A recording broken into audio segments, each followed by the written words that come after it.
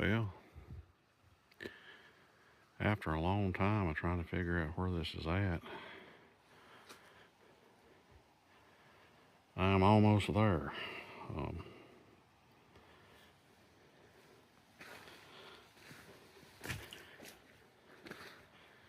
I don't know if y'all can tell this or not, but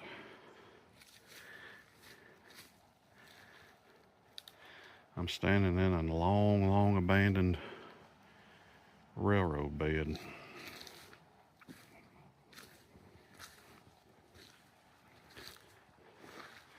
And when I say long abandoned, I'm talking about like 1860, somewhere around in there, when the Civil War broke out.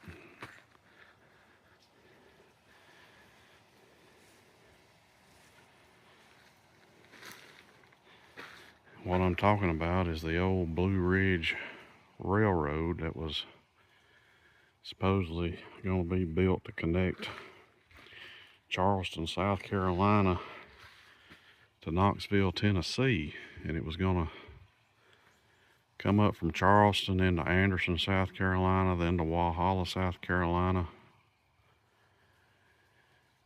and then from Walhalla up through Rabun County into Clayton, and then turn north and head toward North Carolina. If you're familiar with Stumphouse Mountain Tunnel over in Walhalla, this is the same railroad. And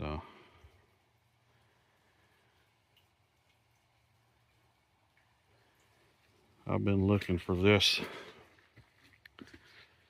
tunnel over here in the War Woman community,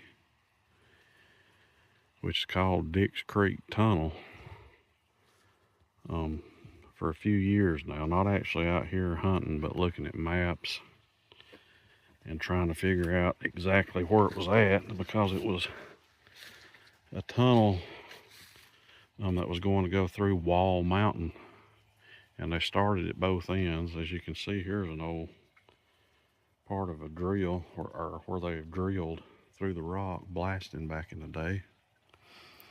But the tunnel was to go through Wall Mountain, and they started on each end. The end I'm on is actually on National Forest Service land. The other end is on private property. I've been to the other end on private property because the guy who owns it owns a logging company, and years ago I worked for him as a logger. And he actually had his sawmill set up in front of the entrance to that tunnel on that side. And it was pretty cool because you had the cold air coming out of that tunnel blowing down on you while you're out there sawmilling. But that end goes about 1,400 feet into the mountain. And they're actually, I think Kennesaw State University is actually studying bats over there now, and the white nose syndrome, which is a deadly fungus infection that affects bats. But it's on private property, and you can't get to it, like I said, unless you are friends with the guy. And like I said, the only reason I was there is because I worked with him. But this end that's on National Forest Service land, you can get to it. There is no trail to it. You just got to do like I did and study for years, looking at maps, figuring out where the railroad came through here. You got to get out and explore in the woods and find the railroad bed, and then just follow the old bed to it.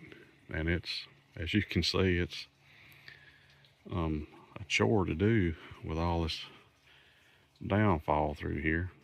But it only goes back, I think, I can't remember if it's 30 or 60 feet into the mountain. That's as far as I got on this side. But they were working on this, and the Civil War broke out, and all work was halted due to the war. And then it was, the work never resumed after the Civil War. So you have all these old, sections of railroad bed like here, and still lots of stone adjutments and stuff like that, stone culverts. If you've been to War Woman Dale, it would have went through there too, and there's still old stone culverts and old signs of the railroad there. But this tunnel over here, there's very few people that knows where this is at. And I don't have far to go. It's just ahead there. I just got to get through all this mess.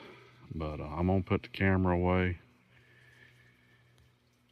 And you might be able to sense a little bit of trembling in my voice because I've been looking, for a way to get to this for a long time. And I love history. And I just think this is extremely cool. That's just how I am. But just turn around and look back down the old railroad cut. Like I said, this is where the tracks would have been gonna come through here, headed to Wall Mountain. But I'm gonna put the phone away and work my way through this mess and see if I can make it up here this tunnel. Like I said, it's not far up there. I'm still making my way up this old railroad cut. As you can see, the walls are getting steeper.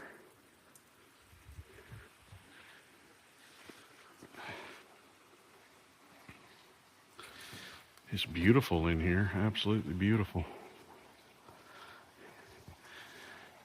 And I don't know if you can see it, but the tunnel is just straight ahead. From the recent ice storm, there's lots of trees broken off laying across here. So you gotta just carefully make your way up through here.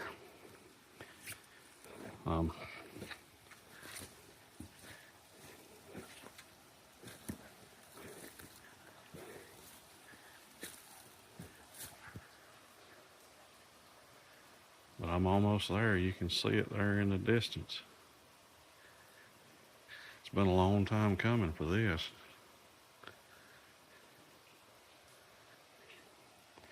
I'm gonna put the camera away and work my way on up there. Well, after a couple of years of studying and planning and all that kind of stuff, I have finally made it. There is Dix Creek Tunnel.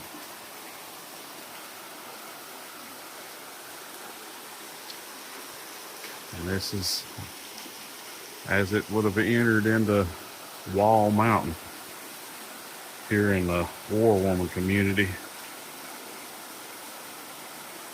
Now, from what I've read, this waterfall, the stream actually came down through there, and back in the day, they built an earthen dam up there to divert it around here so that it wouldn't be doing this. But over the years, like I said, this happened, they built this in the 1850s. And over the years, the earthen dam evidently gave way, and now it's got a waterfall that runs over the front of it. A little pool here. But like I said, that's Dix Creek Tunnel. Now, I don't know, zoom in, can't really see anything up in there. Like I said, this one only goes back 30 to 60 feet. I can't remember exactly. I'd have to look it back up, but finally found it. After years of wandering and then a couple of years of actually planning, finally found it. And as you look around here on these stone walls, you can see where they drilled, the old drill marks from back in the day. All this was done by hand. They didn't have anything but hand tools and mules and black powder at the time.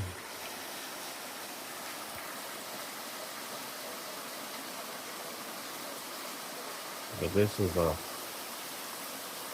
piece of history right here in Rabun County, Georgia. But I'm glad to finally lay my eyes on in person. I hope you all enjoyed this video, and I thank you all for coming along with me today. I'll see you next time.